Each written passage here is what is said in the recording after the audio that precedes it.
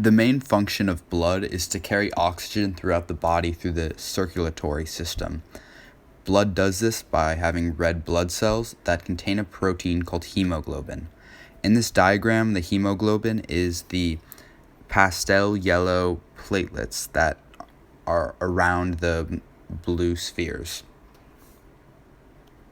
Every different blood type has different red blood cells that have different antigens on them. And the antigens are something that the white blood cells kind of scan, and they fit onto it like a puzzle piece, like a lock and key.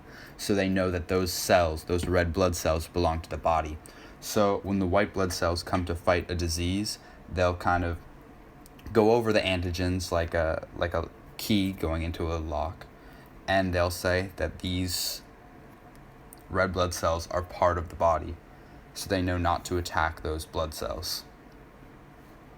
If blood that's put in that is a different type of blood than the host's blood, then those red blood cells will have different antigens on them, which the white blood cells will not recognize, and they will attack that blood, which can cause blood clots.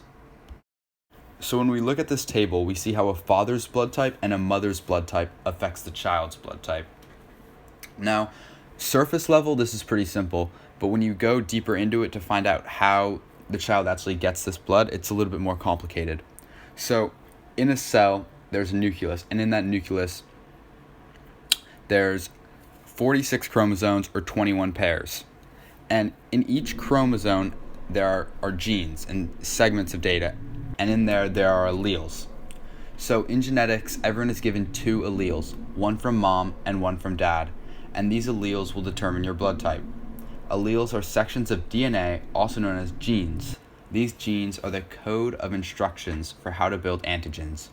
When the allele does not code for either A antigen or a B antigen, the person does not make an antigen and will have O-type blood. So that's how the cell knows to make this type of blood. And when you have a chart like the one here, you'll see that different traits are more dominant than others. So for example, here, A and B blood types are dominant while O is recessive. So if a mother has A and the father has O, that child will have O. So the only way for them to have O is for both parents to have the recessive O allele.